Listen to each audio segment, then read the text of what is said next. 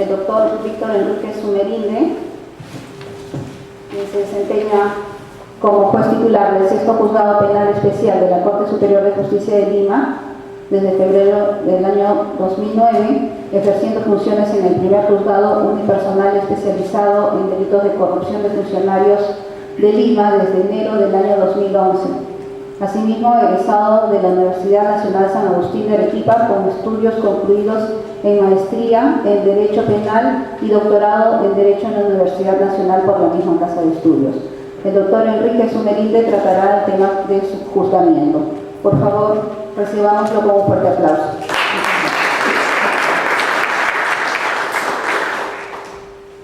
Buenas tardes. Primero agradecer la invitación al doctor Mena, al doctor Pablo Morales, a los presentes por este seminario que es muy importante compartir un poco de conocimientos con ustedes. Carlos dijo algo muy importante en su discusión respecto a la oralidad. No todo el sistema es oral, hay ciertas pautas que son escritas. Todo empieza por un requerimiento escrito y luego va a ser trasladado a una audiencia donde sí va a prevalecer en mayor contexto la oralidad. Pero el nuevo Código Procesal Penal nos trae una distinción muy importante. Nos va a traer la distinción de la pretensión penal y de la pretensión civil, en primer término. Una pretensión penal donde el sujeto accionante va a ser el Ministerio Público, el sujeto accionado será el acusado. Una pretensión civil donde el sujeto accionante será el actor civil y el sujeto accionado será el acusado, el tercero civil responsable y en algunos casos las aseguradoras. Pero, ¿cuántas pretensiones penales conocemos? Normalmente conocemos solo una, ¿cuál es? La pretensión penal de responsabilidad de un acusado y su posterior condena. Pero no es la única. Existen también pretensiones penales dirigidas contra las personas jurídicas, las contenidas en el artículo para obtener las sanciones establecidas en el artículo 105 del Código Penal. También existen pretensiones penales respecto a los objetos incautados, el decomiso de objetos incautados. Entonces, lo que nos plantea este nuevo código es que hay una diversidad de pretensiones penales que van a ser introducidas a un juicio oral, que van a necesitar ser resueltas por el órgano jurisdiccional. De igual forma, ¿cuántas pretensiones civiles conocemos que pueden instalarse en un proceso penal? Normalmente conocemos solo una, ¿cuál es? La indemnización. Pero a su vez, ¿pueden existir algunas otras pretensiones civiles? Claro que sí. Una de ellas será la pretensión nulificante de transferencia de bienes o de creencias. Pueden existir también pretensiones civiles respecto sobre embargos reales, sobre bienes del acusado del tercero civil, donde inclusive medidas cautelares de protección a los agraviados, ¿no? En caso de delitos de familia o de violencia familiar. Entonces, todas estas pretensiones también pueden ser vistas dentro del proceso penal y van a depender de cómo vayan a ingresar a este proceso penal. ¿Qué es lo que van a necesitar cada uno de los sujetos procesales? Independientemente de la pretensión que vayan a solicitar, van a necesitar primero establecer cuál es su pedido.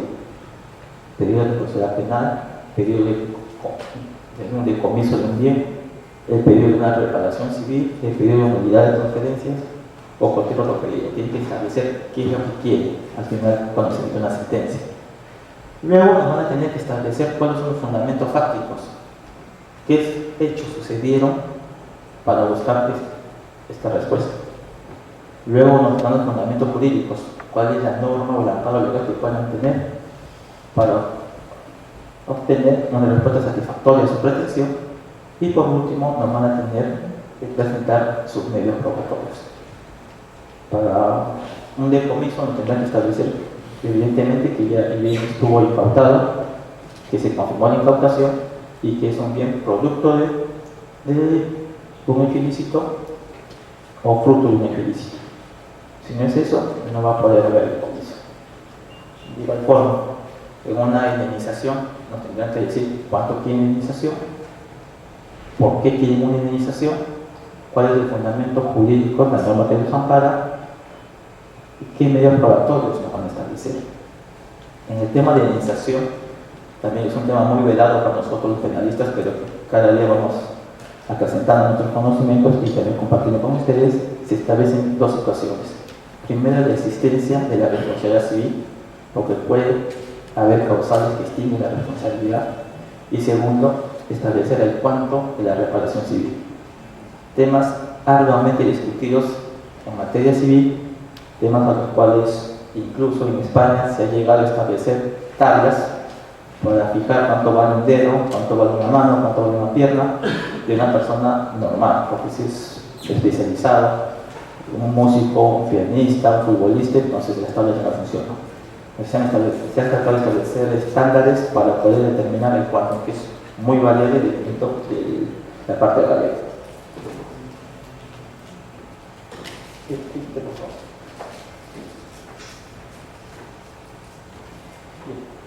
¿Qué es lo que vamos a encontrar en una audiencia o qué es lo que esperamos en una audiencia nosotros los procesales? Bueno, lo que estamos en este lado de la judicatura. Esperamos escuchar una solicitud, un requerimiento por parte de alguien, los fundamentos fácticos principales, los fundamentos jurídicos, la resistencia que va a hacer la otra parte sobre cualquier tipo de solicitud que haga el accionante y la decisión.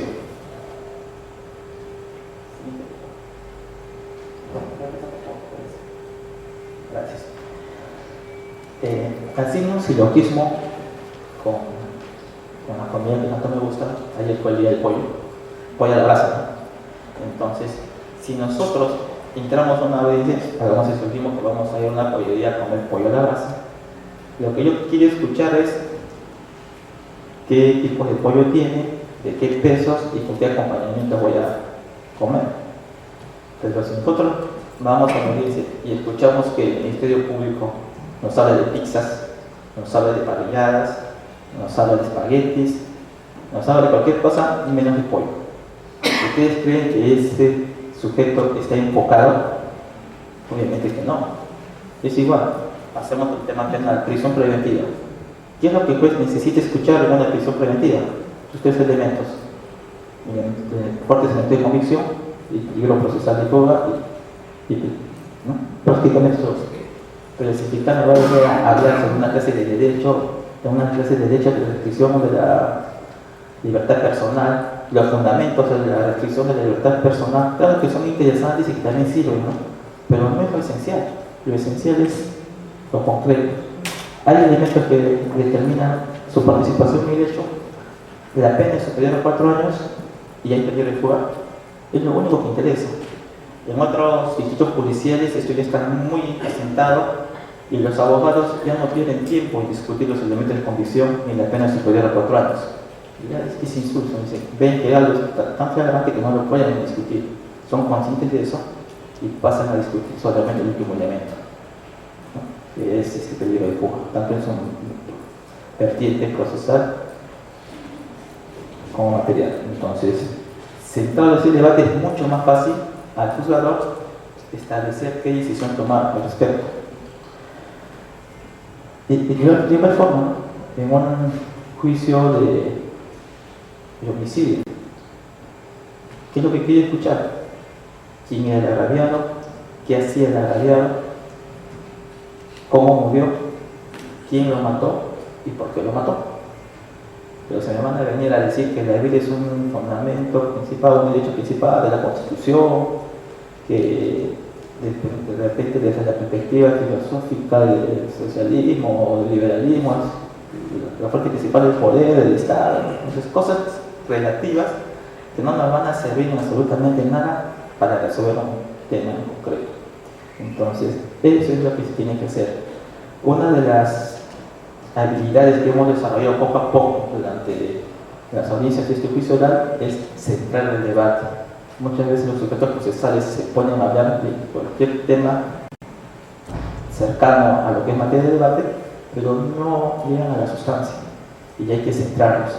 Y eso significa que el juez tiene que ser establecido que la persona que no realiza acto procesal de impulso dentro de 4 meses se le declara el abandono del proceso y se le sanciona que no puede volver a presentar su demanda 1 año después de declarar el abandono. Es una sanción a una protección civil. Pero nuestro Código Procesal Penal solamente indica que si no viene el actor civil a la audiencia o las sucesivas audiencias, se declara el abandono y no desarrolla más. Entonces, muchos procuradores ya se han señalado abandonos en la pena en Lima con el nuevo Código Procesal Penal, y la Procuraduría Pública Especializada de Corrupción de Funcionarios no está muy conforme con este tema. Ellos dicen, ¿por qué hay esa desigualdad?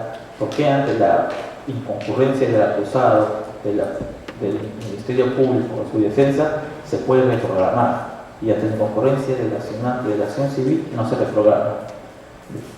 La respuesta es muy sencilla, porque es un proceso penal, la relación es pública, y al ser pública hay el principio del oficialismo y solamente puede ser ejercida por el Ministerio Público, razón por la cual si no hay Ministerio Público no se puede iniciar un juicio oral. Si no hay acusado, no se puede iniciar un juicio oral. Si no hay abogado defensor del acusado, tampoco se puede iniciar juicio oral. En cambio, si no concurre el actor civil, en algo va a mediar la acción penal, en nada. En consecuencia, la acción civil, la acción indemnizatoria, es una pretensión no accesoria, sino también una pretensión principal, pero que por economía procesal están juntas en el proceso penal. Y es totalmente independiente. Ello va a generar que al final, si no concurre al juicio oral, se emita una sentencia absolutoria o condenatoria, pero sin pronunciamiento respecto a la reparación civil. Es una novedad que casi muy pocos, o sea, no se entiende fácilmente, pero sí en el artículo 11 de nuestro Código Procesal Penal, 2 declaraciones.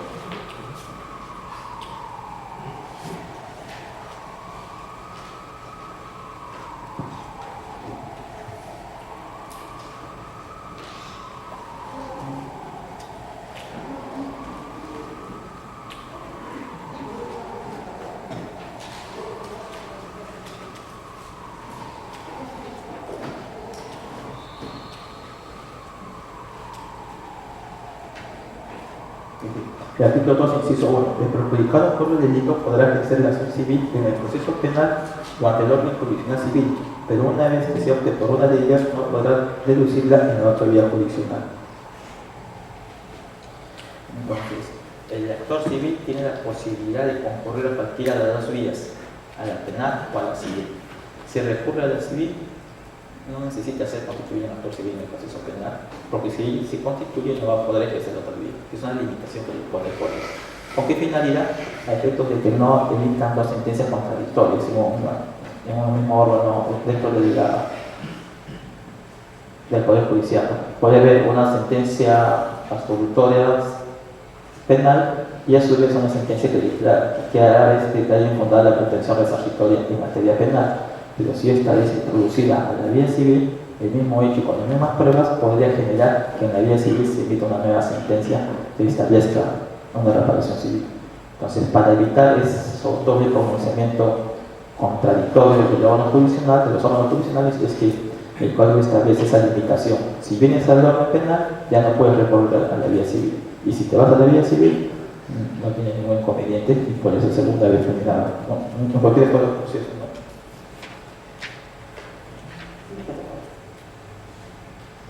Bien. Regresemos al juicio oral. ¿Qué sucede si es que no viene el acusado? Si es que no viene el acusado, se tiene que verificar que esté debidamente emplazado y se emitirá una de las dos decisiones. O se declara contumaz o se declara ausente. Eso de qué dependerá si tuvo o no tuvo conocimiento del inicio del proceso y de la existencia de este juicio. Entonces, el declarar contumax ausente es automáticamente una afectación a su libertad personal porque se va a generar las órdenes de captura. Entonces hay que tener mucho cuidado en estas dos instituciones. Necesariamente se debe realizar el emplazamiento correcto y actuado, sea que el propio juez lo haga realizando la orden de notificación o en su defecto que el asistente de causa dé cuenta cómo fue emplazado el acusado para poder emitir alguna de las resoluciones. En caso de que se sea solamente un imputado el que ha sido citado al juicio oral, entonces el proceso se archiva automáticamente hasta que sea vivo. Y no hay proceso.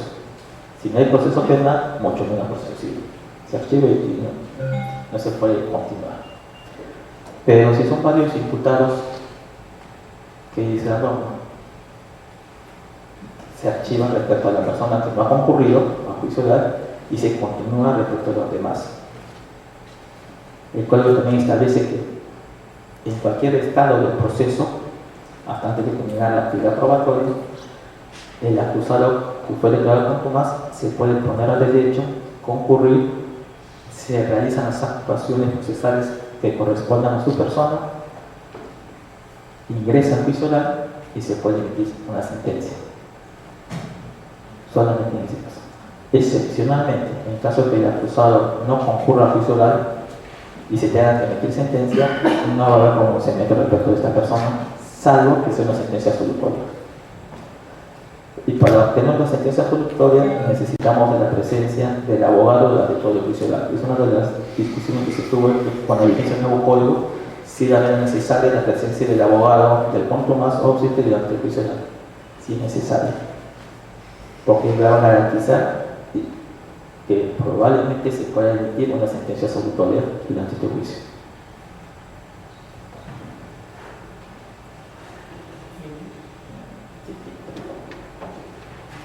Este es si es que no concurre el actor civil, ya digamos que lo que se va a declarar es el abandono del actor civil y por lo tanto tendrá la facultad de poder concurrir a la vía civil para requerir su pretensión indemnizatoria. Claro, no es la única pretensión que puede ejercer, pueden haber otras pretensiones, como bien le dijimos, sobre nulidad de procedencias, nulidad de acreencias también que pueden tener directamente. Entonces son todas estas pretensiones que pueden haber propuesto en la vía penal, quedan latentes, en suspenso, y para que sean nuevamente propuestas en la vía civil, claro, no sabemos todavía, aún no hemos llegado a establecer si debería aplicarse o no el plazo de sanción de 1 año, ¿no? Si es que el juez no puede interponer su recurso o su demanda en la vía civil dentro de 1 año. Es un tema que todavía no se ha discutido, pero que ellos lo van a discutir los jueces civiles, que son los que van a aplicar o que van a tener que emitir la demanda proveniente de una constitución de actor civil integral de la autor. Bien, acá están nuestros amigos. Una vez presentes el acusado, su abogado defensor, el actor civil, y el Ministerio Público, podemos instalar el juicio oral con estas partes. Existen el Tribunal de los Magistrados, que son juzgados colegiados. Nosotros trabajamos como juzgados colegiados, 3 jueces de la misma condición, que hacemos colegiales y que nos fundamos en la división de los debates, tipo como una sala normal que se conoce con nuestro código. Pero también podemos hacer procesos personales, la diferencia está en la competencia que tenemos para ciertos delitos. Mayores a 6 años que tienen plena libertad como mínimo es competente un juzgado colegiado, y menores de 6 años con pena mínima es competente un juez unipersonal. Siguiente, por favor. Bien, una vez instalado el juicio oral, lo que vamos a escuchar son los alegatos de las partes. El fiscal hará su alegato en base a una acusación escrita controlada, ¿no? La defensa hará su alegato y la actor civil hará su alegato. El alegato es una presentación del caso. En concreto, qué sucedió, cuándo sucedió y cuál es la calificación jurídica. Y los medios probatorios que van a sustentar la relativa calificación jurídica o jurídica. Igual, el actor civil establecerá cuál es su pretensión, cuánto quiere, por qué quiere y cuáles son los elementos de condición o medios de prueba que cuentan para actuar en el juicio oral. Y la defensa nos dirá lo mismo, porque desea que su patrocinado sea absuelto, si es por inexistencia de medio probatorio, por duda razonable, por tipicidad, antipublicidad, algún elemento negativo del delito, etc. Entonces ya desde ese momento nosotros como abogados profesionales teníamos prender nuestras antenitas para saber qué es lo que hay que buscar. Si es que el abogado defensor me dice atipicidad, entonces parto de la presunción de que el hecho es cierto, solamente que no sea de cuál. Entonces ya la prueba referida a la existencia del hecho va a decaer. No va a ser muy necesaria porque lo que se va a referir es por qué existe, más una discusión jurídica. Si me dicen causas de justificación, también parto de la premisa que el hecho es cierto, que si hubo lesión a un bien jurídico protegido, pero que hay una causa de justificación que puede ser legítima defensa, esta necesidad justificante, ¿no? Entonces ya, y para una legítima defensa, una necesidad justificante, hay requisitos. Y esos 3 requisitos o 4 requisitos los tengo que encontrar durante todo el desarrollo del juicio oral. Entonces, eso ya es establecer cuál es el tema controvertido del juicio. Y cuando a partir de eso se hace más fácil y asequible para todos. Bien, una vez que ya hacen sus alegatos, le preguntan al acusado si acepta ser responsable del delito imputado y de la reparación civil, y dice que no, procedemos a la siguiente etapa, que es la admisión de nuevos medios probatorios. Entonces, el artículo 373 establece claramente cuáles son las situaciones por las cuales un juez de juzgamiento puede admitir nueva prueba. Primero, aquella que haya sido de conocimiento con posterioridad a la audiencia del control de acusación, esa audiencia que hace el juez de investigación preparatoria para emitir el acto de enjuiciamiento. Por ejemplo, el acto de enjuiciamiento se emite en diciembre. Por la carga procesal, el juicio oral está programado para abril del año siguiente. Entonces, en esos 4 meses puede haberse generado un medio probatorio nuevo que desconoce el juez de investigación preparatoria, que desconoce el fiscal, pero que la defensa quiere ingresar al juicio oral. Entonces, ese medio probatorio nuevo lo proponen en esta etapa, y si es que verdaderamente es de fecha posterior a la audiencia de control de acusación, ingresa. Y el segundo medio probatorio que pueden ingresar son aquellos que no han sido admitidos por el juez de investigación preparatoria en etapa intermedia, pero que lo vuelven a proponer vía un reexamen.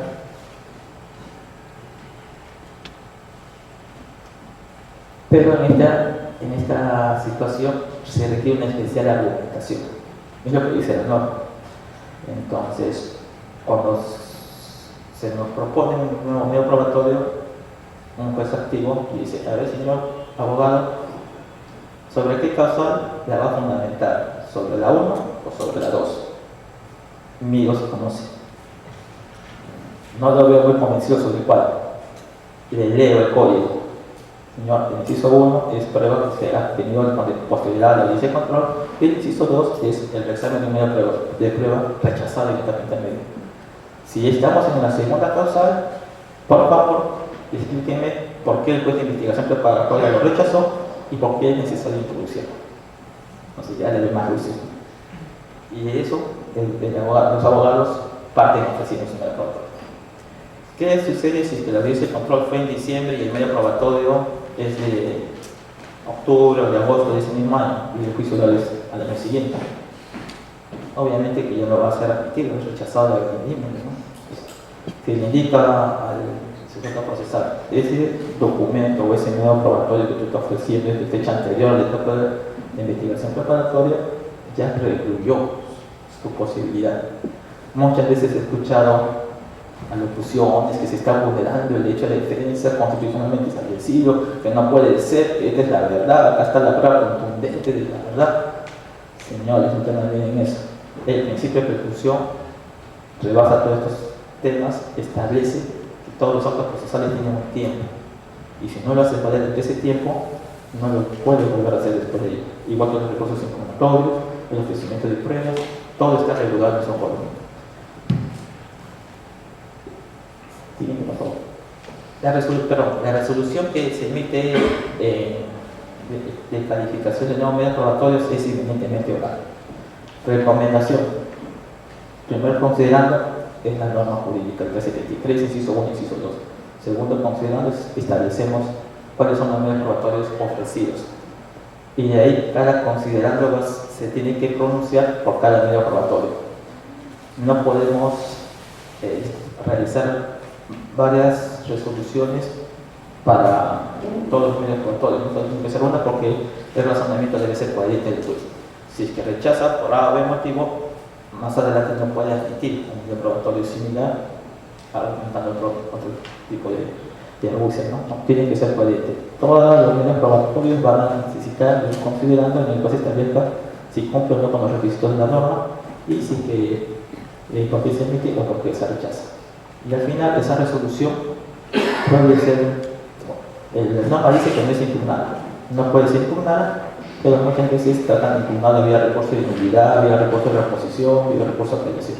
Pero el inciso tercero del 373 establece claramente que la resolución emitida sobre el nuevo medio de prueba es irrecurrible. Entonces ahí no hay más que hacer y solamente continuar con el juicio. Bien, ¿cuánto es? Si en el caso de que se emitan o que las partes quieran proponer impugnaciones, como dije, el 373 inciso 3 establece claramente que no procede. En caso de que emiten impugnación sobre cualquier otra decisión que se emite en juicio oral, podemos tener las siguientes salidas. Primero, que no proceden recursos impugnatorios por el principio de taxatividad. Solamente las resoluciones establecidas en el Código Procesal Penal que procede de recursos de impugnación son emitidas. En juicio oral ninguna es, salvo la sentencia, ¿no? Segundo, cualquier decisión emitida en juicio oral puede ser materia de reposición, ya sea decisión contenida en auto, decreto o una decisión no contenida en resolución. Hay decisiones de los jueces que no están contenidas en resoluciones, como por ejemplo la que resuelve las objeciones. Ustedes han escuchado cuando un abogado comienza a interrogar al testigo, hace una pregunta a su testigo, una pregunta hipotética y la otra parte dice objeción, pregunta afirmativa, pregunta repetitiva. El juez dice la objeción y no se reitera la pregunta y ellos tienen que estar declarando, continúa declarando conforme lo que está preguntando. Entonces, esa decisión que resuelve fundada e infundada la objeción no está contenida en ninguna resolución, pues es una decisión judicial y que puede ser materia de reposición. Es una de las novedades que trae el Código también respecto al recurso de reposición, ¿no? En el 4 15 establece que toda decisión emitida en audiencia puede ser materia de reposición. Bien, continuamos por favor. Bien, una vez avanzado ya la actuación probatoria, vienen a declarar las partes, actuamos prueba personal, peritos, documentos. ¿Y qué sucede? El fiscal después se da cuenta de que el tipo penal que se había imputado en la acusación no es el que corresponde. ¿Qué hacemos? El Código Penal establece que solo una persona puede ser procesada una sola vez. Ya no hay lo que antes se decía, ¿no? Se suele reportar delito y se remite a corte certificada hasta que se investigue nuevamente el hecho. Ya no existe eso. El Ministerio Público solo tiene una sola oportunidad para imputar un hecho ilícito a una persona. Y si la pierde, el imputado no puede cargar con esa deficiencia de poder sacar. En consecuencia, el Código ha dado una salida, ¿no?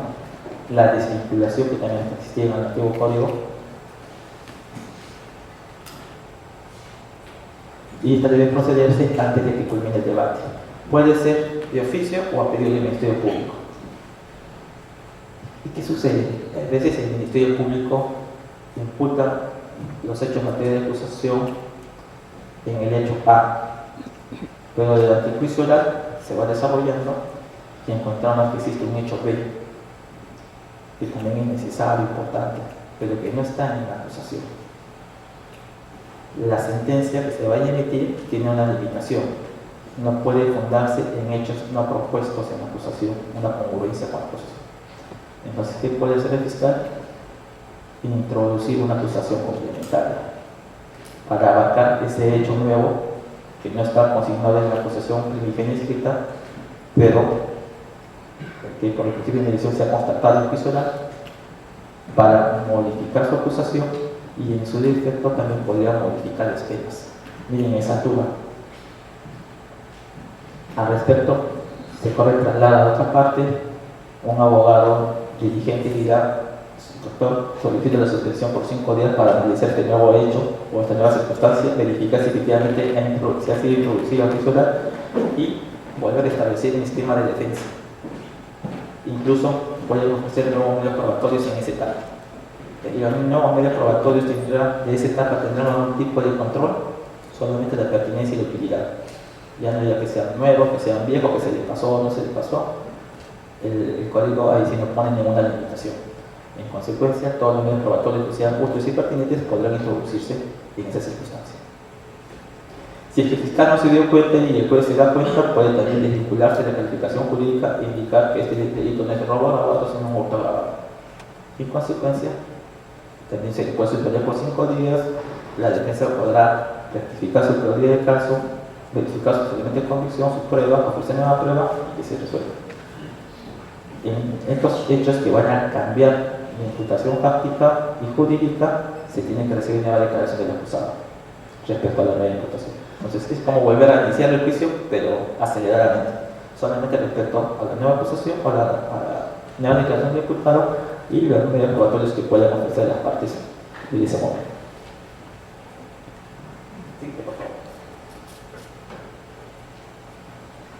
Supongamos que nadie hizo nada, ya el juicio fue por homicidio, pasaron los peritos, pasó la necropsia, los medios probatorios, llegamos al final del juicio y se olvidaron la partida de defunción.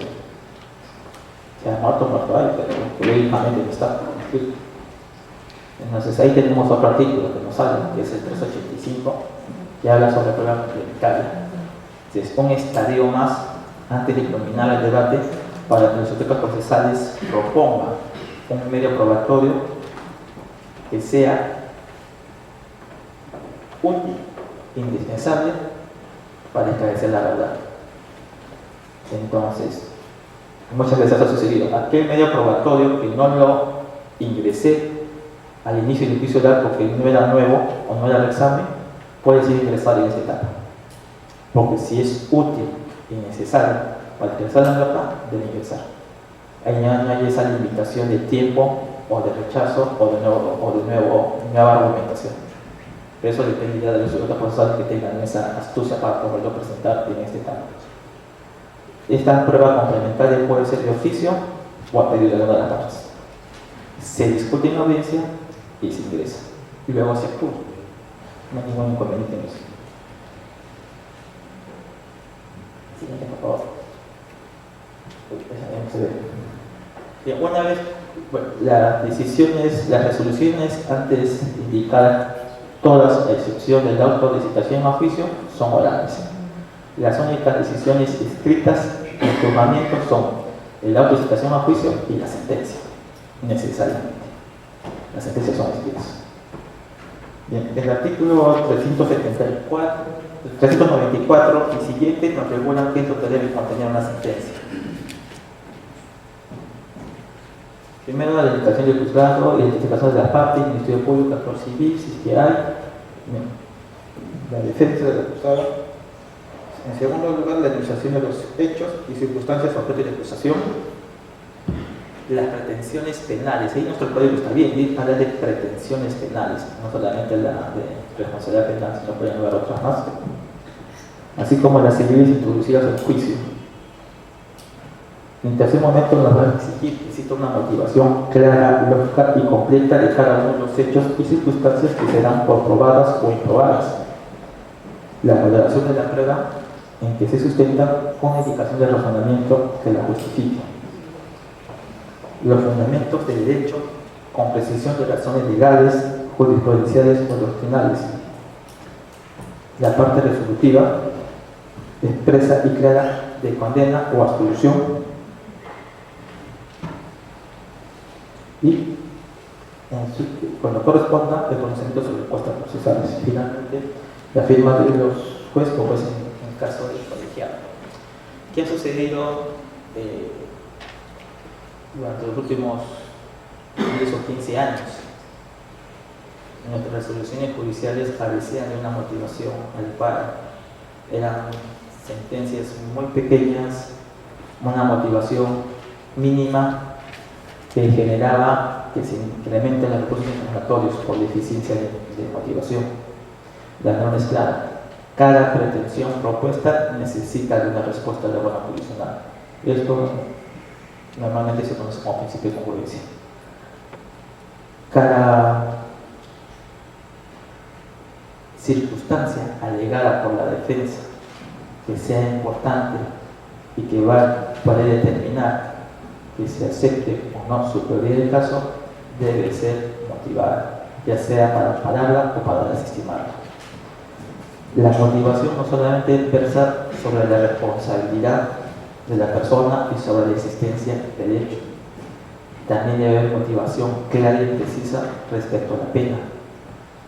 Nuestro Código Penal establece como sanción la pena privativa de libertad, y la pena privativa de libertad es efectiva por regla. La excepción es que sea considerada como condicional o suspendida, y esta excepción hay que motivarla en los supuestos establecidos. Entonces hay que sacarse esa vieja concepción de que pena privativa de libertad solicitada por el Ministerio Público menor a 4 años de por sí es suspendida. No, señor. Tiene que estar debidamente motivada el por qué se suspende esa pena.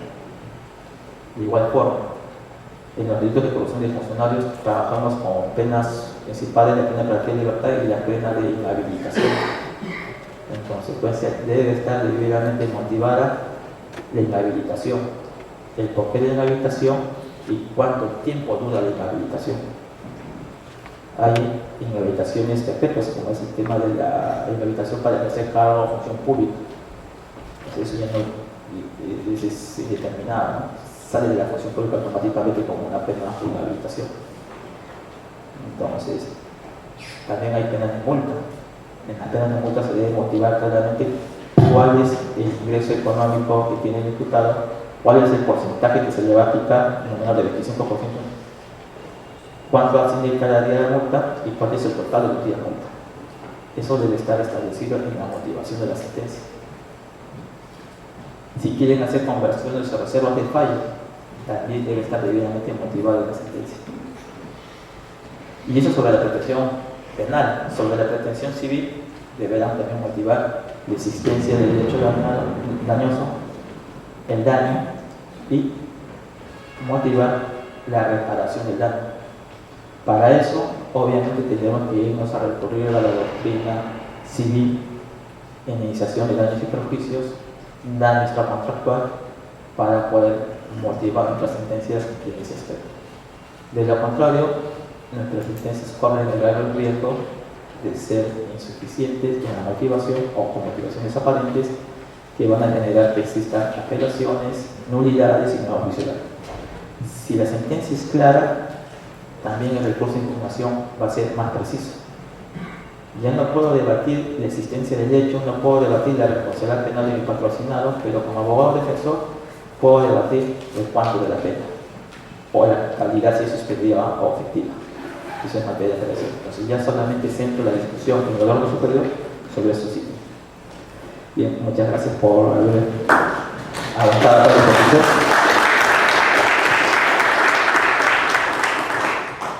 Bien, muchas gracias, doctor Enrique Sumerinde. Vamos a hacer algunos comentarios sobre este tema.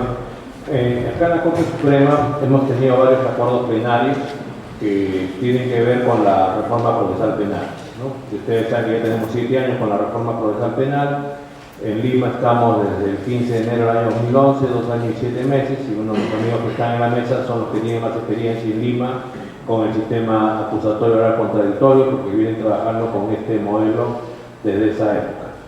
Entonces, es necesario para que el Código Procesal Penal pueda ser interpretado mejor que se tenga que expedir alguna jurisprudencia que pueda unificar estos criterios, y por eso hemos empezado con varios temas, ¿no? Uno de los temas, por ejemplo, ha sido la conclusión anticipada del debate, que originalmente tuvo que ver con una ley 28.122 del 10 de diciembre del año 2003, para saber cómo era el tema de la cuantía, ¿no? De cómo era el tema de la rebaja de pena que se podía hacer. Creo que eso tiene que ver más con el tema del Código Procesal Penal, en el sentido que si para la rebaja de pena en la terminación anticipada del proceso, esta no puede ser mayor a una sexta parte, a pesar de que significa que no haya investigación preparatoria, que no haya etapa intermedia, o cómo es que al comienzo del juicio oral, cuando esto ya había transcurrido, se le va a rebajar una cantidad mayor, como venía ocurriendo en el tema de la terminación anticipada del proceso, cuya vigencia empezó antes que empiece la reforma procesal penal en el Perú.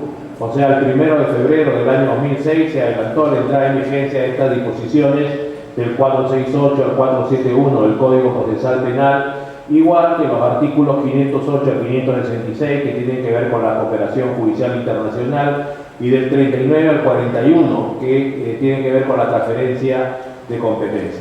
Entonces, en estos temas de conclusión anticipada del debate, se entiende que acá en Lima, por ejemplo, la mayoría no quería acogerse a la terminación anticipada del proceso. ¿Por qué? Porque los jueces eran muy radicales en este tema y lo que decían es, bueno, pena abstracta, pena básica, pena concreta, o sea, pena abstracta el mínimo al máximo, pena básica, la aplicación de los artículos 45 y 46 del Código Penal, y pena concreta, ver la parte general del Código Penal, si hay atenuantes, si hay agravantes.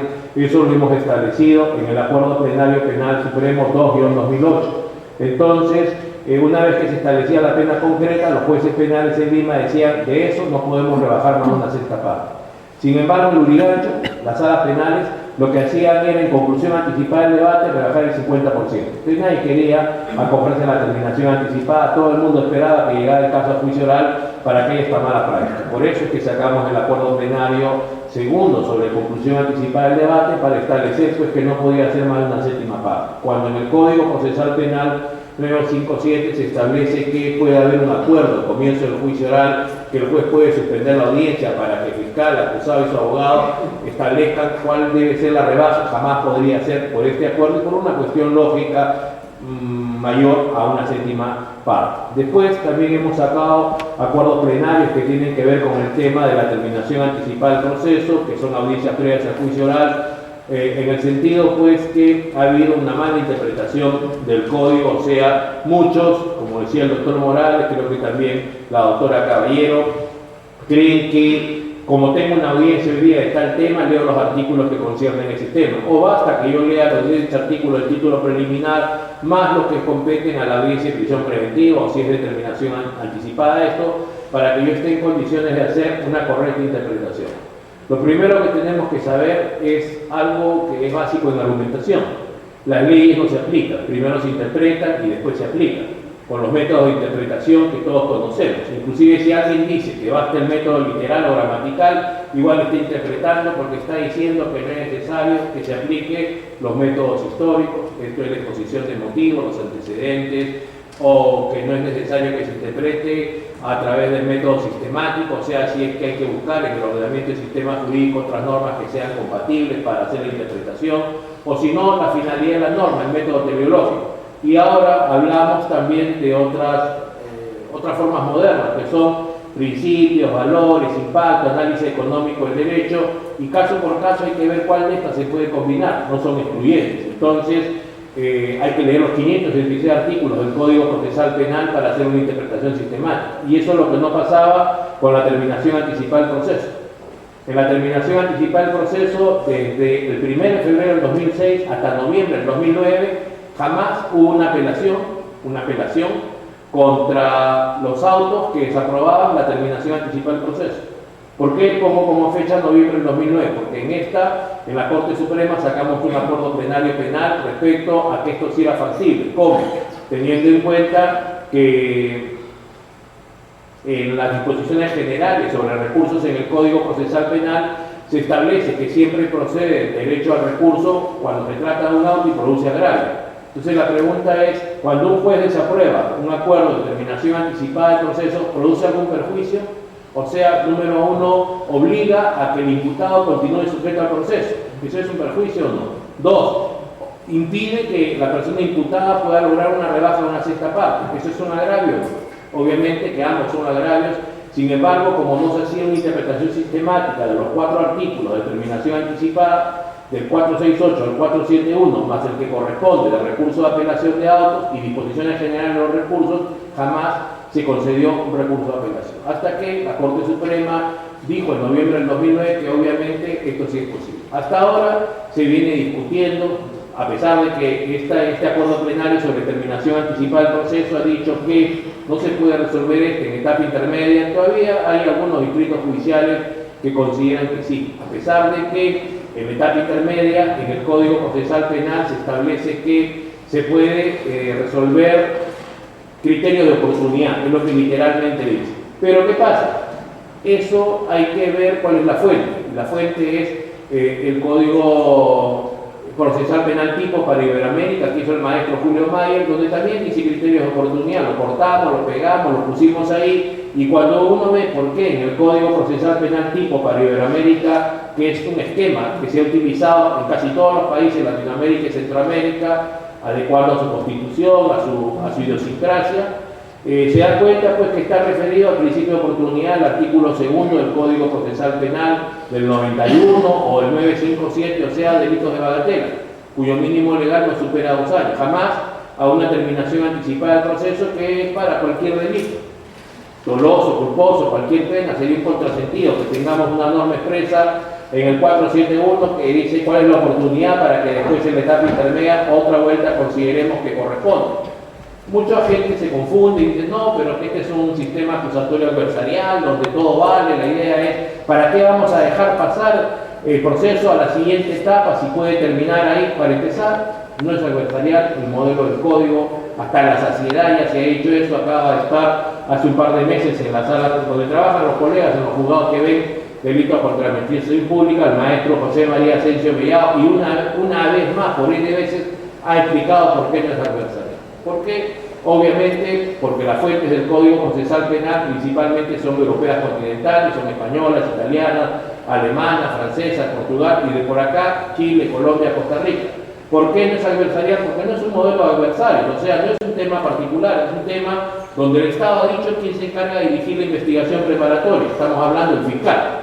Yo, como defensor del imputado, por mi cuenta, no puedo ir a un hospital y pedir que me den información, no me la van a dar.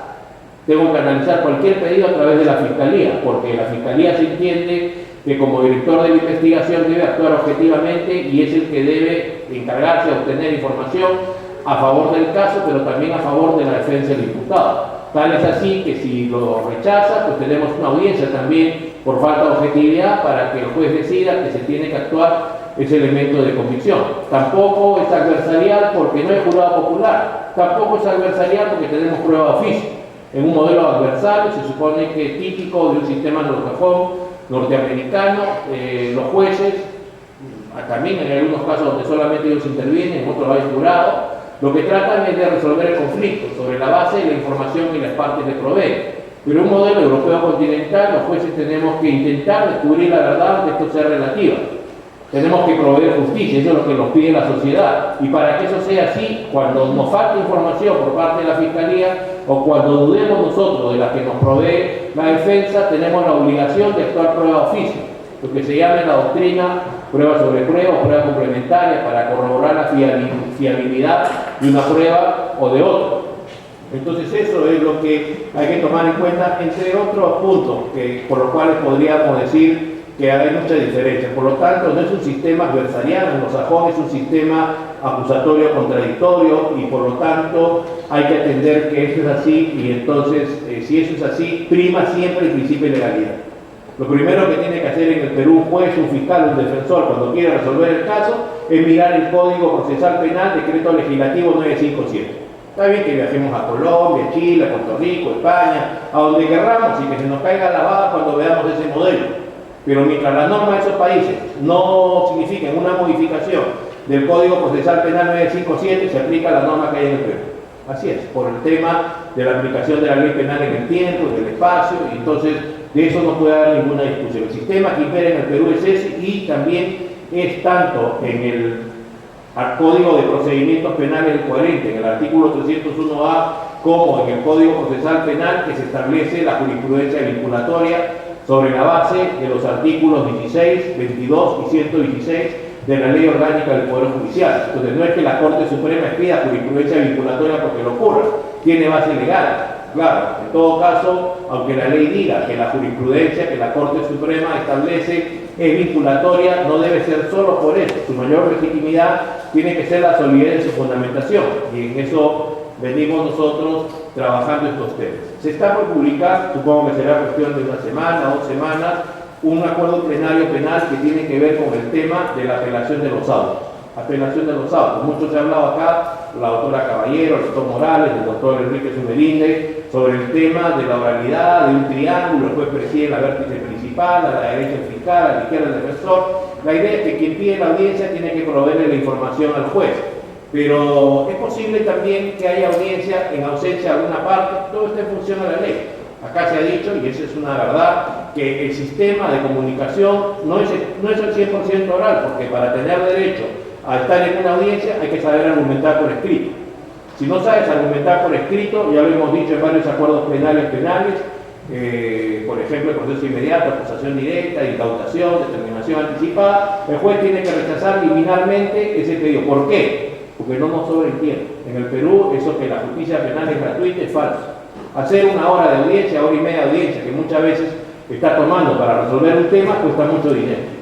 O sea, el sueldo de nosotros, los jueces, fiscales, defensores, luz, agua, teléfono, oficina, el gasto del administrador, todo cuesta. Y entonces imagínense que un abogado agarre y pida una audiencia de tutela de derecho porque el fiscal le ha rechazado la actuación de un elemento de convicción. O pida una audiencia de tutela de derecho porque se está demorando demasiado el fiscal, cuando ya también hemos dicho en los acuerdos plenarios 4-2010 y 2-2012 sobre tutela de derecho, que esta solamente procede por los derechos previstos en el artículo 71 del Código Procesal Penal, o sea que es residual, o sea que solamente se refiere al derecho de imputación necesaria, fáctico, jurídico, tener un abogado, que no haya coacción en la presentación o en la toma de declaraciones, en el examen médico legal, y lo incorporamos nosotros en el 4-2010, las salas penales de la Suprema, la exclusión de prohibición.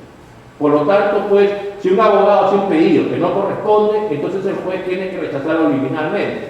Hemos tenido mitos, hemos estado un poco confundidos al comienzo de la reforma, además nadie sabía qué iba a pasar hace 7 años con la aplicación del Código Procesal Penal, o sea, hay que ver también qué es lo que pasa en el camino, identificar buenas prácticas, repetirlas, malas prácticas, eliminarlas, hacer reajustes. La idea es que la justicia funcione. Esto no es un tema que porque yo dije hace 7 años, 8 años, 10 años, tal cosa, no, yo no voy a cambiar de opinión. No, se supone que la persona que es inteligente e identifica lo que está mal, lo que tiene que hacer es corregirlo. Por lo tanto, en el tema de la oralidad, hay que tener en cuenta que la mayor intensidad de la oralidad es en el juicio oral, pero dependiendo de los actos procesales durante la investigación preparatoria, es posible que no tengamos oralidad. La ley establece en qué casos no hay oralidad. Por ejemplo, si el fiscal pide una detención preliminar, no se requiere audiencia. Sería absurdo que un fiscal que quiere detener a una persona con base mínima incriminatoria de un delito, la vinculación del imputado, le vaya a decir al señor juez, traslade usted mi pedido a la defensa del investigado porque se entere y no lo vemos más. Sería ineficaz. O sea, vamos a hacer audiencia, que es lo ideal, en la medida que no tornen ineficaz el pedido. Cuando se trata de una detención preliminar, por ejemplo, eso no va. No conozco, creo que hay del 99.99% de casos en el Código Procesal Penal, los doctores sabrán mejor que yo no puedo oírlo de un fiscal, como fiscal no puedo oírlo de un juez o como defensor y decirle al juez en la oreja, ¿sabe qué? Sé que se instaurará un sistema de audiencias orales, necesito una audiencia de prisión preventiva, si soy fiscal. O necesito para cesar la prisión preventiva una audiencia. Ningún juez me va a proveer eso, porque el Código Procesal Penal 957 en el Perú, ¿qué dice? Que los pedidos son por escrito. No te gusta que sean por escrito, entonces ejerce en otro país. Pide la reforma del código. ¿Y por qué tienen que ser por escritos? Al comienzo pensamos, hay que correr el traslado a la otra parte porque tiene derecho a saber qué contiene ese pedido para prepararse para la audiencia. Y ahora le agregamos, no, el juez tiene que hacer una calificación liminar para rechazar los pedidos que no corresponden. ¿Para qué vamos a hacer una audiencia 1 hora? Para rechazarlo, si podríamos haber dicho al comienzo, no, que los jueces se contaminan, que los jueces se prejuician, que los jueces tienen que ser terceros imparciales, que los jueces no deben estar contaminados, que no deben tener ninguna información. Le voy a poner un caso. Ustedes me dirán si es hipotético o es un caso real. A ver, estamos hablando de una señorita que estudia Derecho, que tiene su enamorado, pero que tiene su mamá que es contadora pública. Y entonces Matan a la mamá, la comprenden a ella en el caso, comprenden al enamorado y comprenden a un tercero, que es amigo del enamorado, es el sicario. El papá de la chica sería un magistrado. La Suprema acaba de decir no haber nulidad, condena y pena 30 años contra la chica. Antes se había acogido a la conclusión anticipada del debate del enamorado y también el sicario. ¿Ese es un caso hipotético o es un caso real? Pregunto, ¿es un caso hipotético o es un caso real? Si es un caso real, ¿habrá un juez en el Perú que no sabe el caso cuando es mediático? ¿Habrá juez en Perú? Entonces ningún juez peruano podría participar en ese caso porque está contaminado, porque tiene prejuicios. O hablemos del caso de otra chica que tiene su enamorada, que es otra chica, que tiene un hermano, pensemos que es un hermano que sale en la tele, que le gusta bailar, y que le imputan haber matado a la madre. La pregunta es, ¿ese es un caso que hoy día está al voto el caso? O que ya salió hoy día salió en la página web del Poder Judicial la resolución. Ya salió ya, o sea, salió que respecto a la chica, 3 magistrados están porque sea nula la sentencia condenatoria, que hay una actividad probatoria nuevo juicio oral, y 2 magistrados están por la absolución, o sea, van a llamar a otro discordante. La pregunta es, ¿habrá algún juez en el Perú que no sabe de ese caso?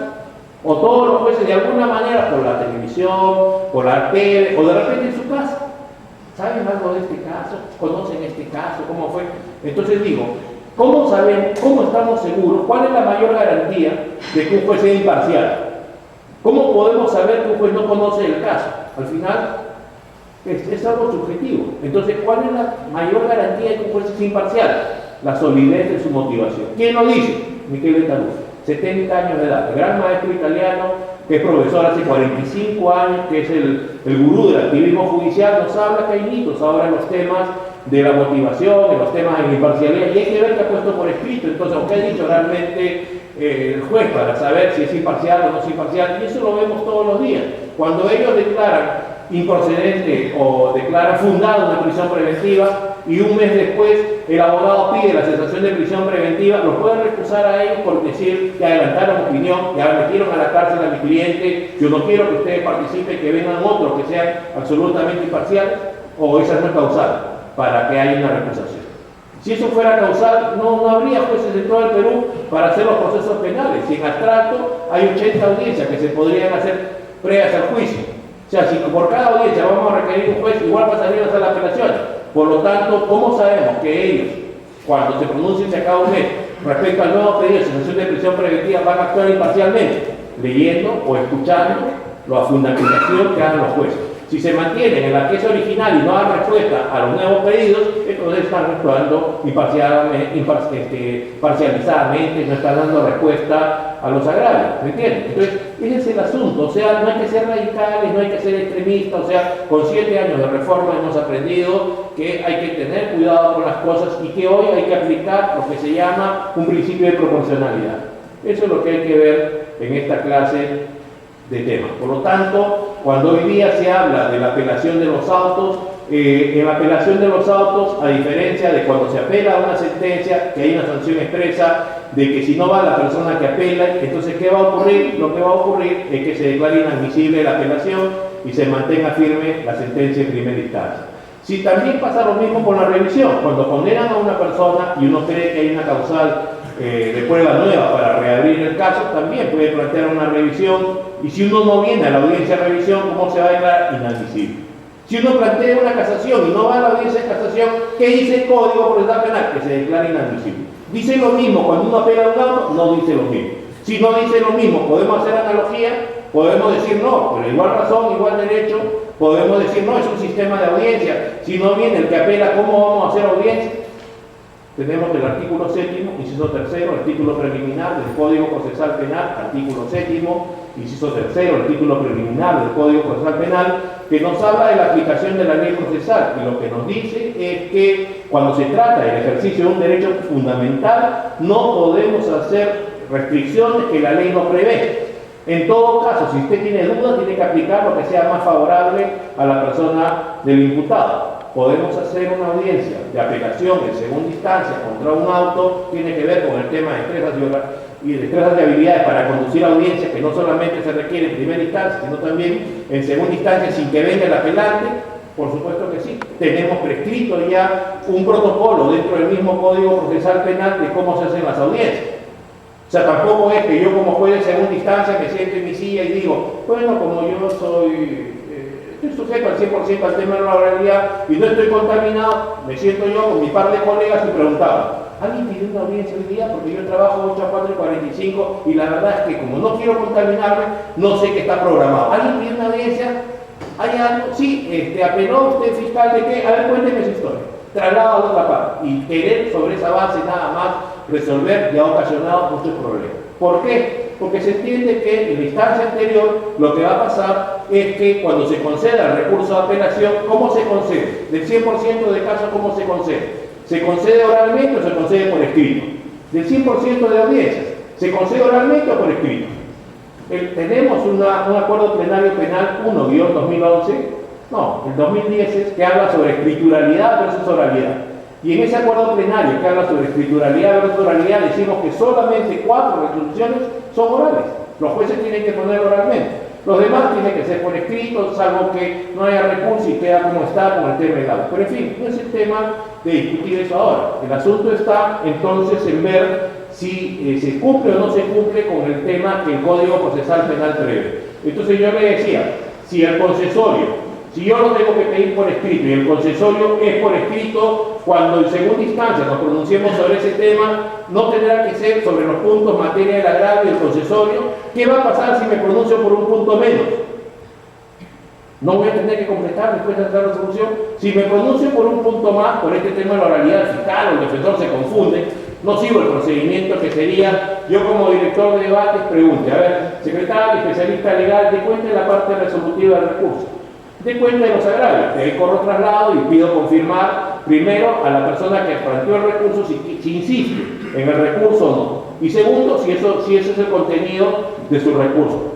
Confirmo con la otra parte y procedo a conceder el tema de los alegatos, si es una sentencia prueba nueva, si es un auto, si hay algún documento, y sobre esa base limito mis poderes como órgano de segunda instancia a lo que es materia del recurso, salvo que haya infracción a la Constitución que de oficio podría yo declarar. Entonces, la cuestión, si eso es así y no va el apelante del auto, entonces yo como director de debate, si no viene el apelante del auto, tendrá sus razones. Pero no lo podemos interpretar en sentido contrario como una cuestión de abandono del caso porque la ley no lo ha previsto de esa manera, principio de legalidad. Por lo tanto, dará cuenta esta persona de la parte resolutiva, dará cuenta de los agravios, se correrá traslado al fiscal, el fiscal dirá lo que piensa, claro, obviamente es más débil el recurso porque no hay quien pueda contradecir. Si los jueces creen, harán una pregunta y sobre esa base se tomará una decisión. ¿Y por qué no va a haber una contradicción mayor? Porque justamente la persona que ha planteado el recurso no ha concurrido y en todo caso está lo que puso por escrito. Hemos dicho que el sistema de comunicación en el Código Procesal Penal es un sistema mixto, es un sistema escrito, después es un sistema oral, hay todo un procedimiento y la idea es que hay que tenerlos a esto. No estamos en los Estados Unidos de Norteamérica, no estamos en Inglaterra, estamos en el Perú y estamos trabajando con un modelo que es europeo continental. Ahora, tenemos otro problema, que todavía es más grave en este tema de las destrezas y habilidades para conducir audiencias, en la mala interpretación que hay de algunos magistrados en nuestro país respecto al tema del 491, inciso 3 del Código Procesal Penal. 491, inciso 3 del Código Procesal Penal, que se le ha denominado la libertad anticipada. 491, inciso 3, libertad anticipada. ¿Qué pasa? Si vemos el Código Procesal Penal, tenemos la ejecución de sentencia. Ejecución de sentencia, un rubro, ejecución de sentencia, ejecución de impugnación, ejecución de sentencia. Entonces, ¿qué va a ocurrir ahí? Que se entiende que en el Código Procesal Penal tenemos varias formas de libertades, en el Código de Ejecución Penal otras que son penitenciarias. Hay un catálogo de esto. Y tenemos un procedimiento también para poder realizar esto. Pero ¿qué va a pasar si fuera de estas se produce la necesidad de una incidencia? Por ejemplo, hemos tenido casos en los cuales, me acuerdo mucho, el presidente Alan García decretó el indulto para Jalilí, ¿no? Un viceministro de Economía. ¿Y qué pasó? Que la Sala Penal Especial, que veía casos de corrupción, dijo, nosotros no vamos a aplicar el indulto, vamos a continuar con el caso. ¿Por qué? Porque el Tribunal Constitucional ha dicho en sendas resoluciones que no hay zonas exentas de control y el presidente de la República no ha dado la explicación de por qué el indulto.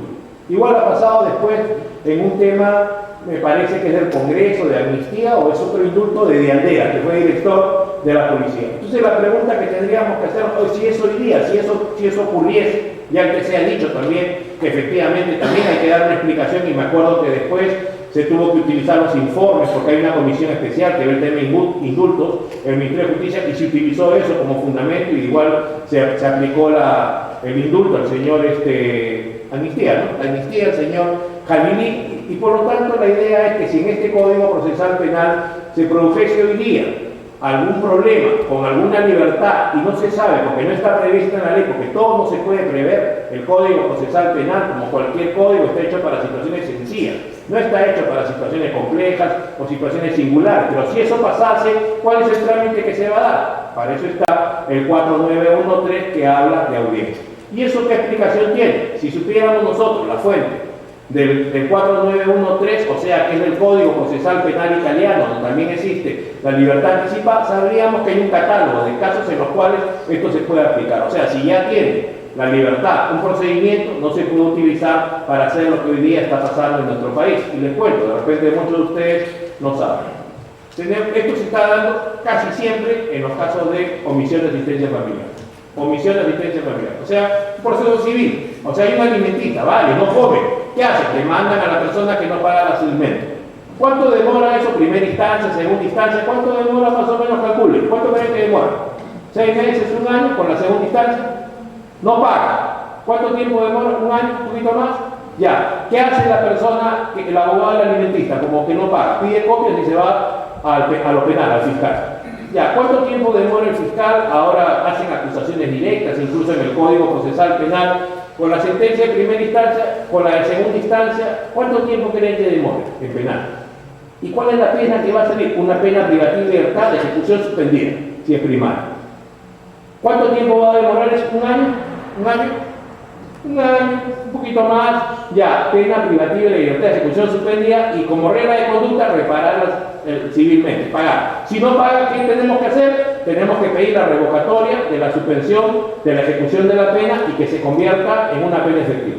Pero seguro que los jueces van a ser muy garantistas, van a hacerlo progresivamente y van a decir: ah, no paga, primero apercibimiento; ah, no sigue pagando, ampliar el plazo de pago; ah, no sigue pagando, recién se revoca.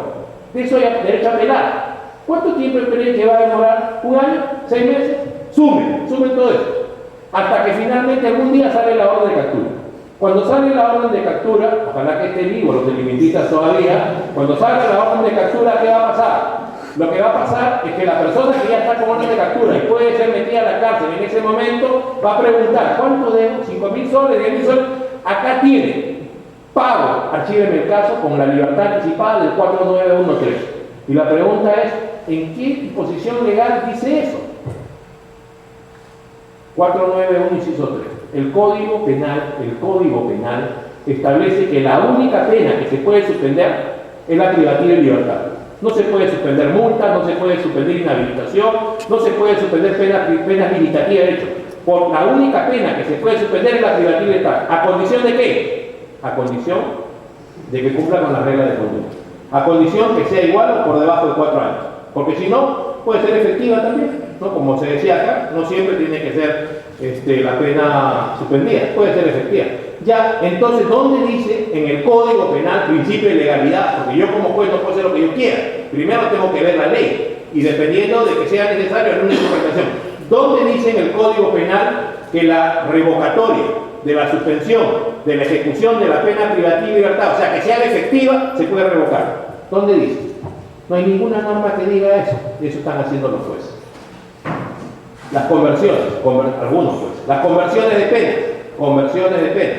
Yo estoy en un juicio oral, termina el juicio oral, voy a poner la sentencia y digo: ah, no, esta pena mejor no va. La voy a convertir en otra pena, de prestación de servicios comunitarios, limitativa de días libres y fines de semana, penas pecuniarias. ¿En qué momento se hacen las conversiones de una pena por otra? Cuando termina el juicio oral, yo juez, al momento que voy a poner la sentencia. O sea, el juez que hizo el juicio oral. ¿Lo puedo hacer en otro momento? No lo puedo hacer en otro momento.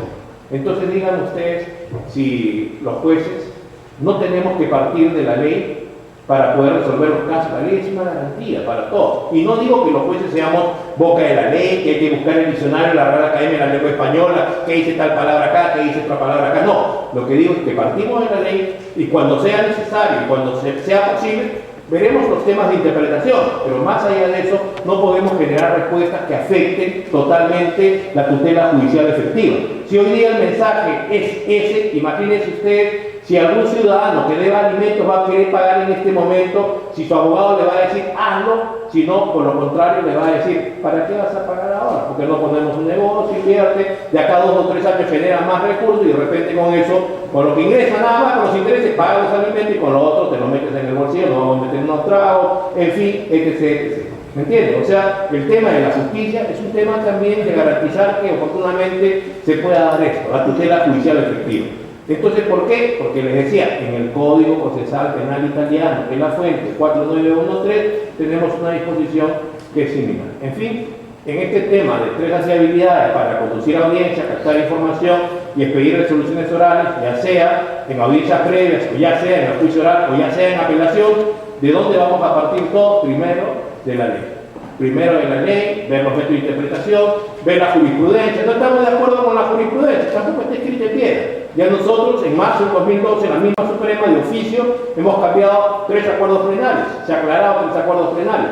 El de tutela de derecho, por ejemplo, se ha dicho que hoy día sí se puede cuestionar la formalización de investigación preparatoria del fiscal cuando haya un problema fáctico. Se puede cuestionar, se puede pedir la aclaración al fiscal y si no lo corrige, se podría pedir la audiencia al juez. También en los temas de prescripción de la acción penal, igual que hay prescripción extraordinaria con el Código Procesal Penal, igual que con el Código del 40, 80 y 83 del Código Penal. Y en tercer lugar, dijimos que el 173.3 del Código Penal de la libertad sexual, cuando esta era mayor a 14 años, a 18, no iba, que esto estaba en la calificación del 170, segundo párrafo, y entonces el Tribunal Constitucional, con los mismos fundamentos nuestros, lo que ha hecho es expulsar del sistema esa norma. O sea que creo yo que eso es una muestra de que se viene trabajando en la Corte Suprema siempre tratando de lograr un equilibrio entre garantías y eficiencia, tratando de dar la mejor respuesta a la sociedad. Muestra de ello es el conocimiento que ustedes han podido apreciar esta tarde de los jueces que tenemos en Lima, que estos son los jueces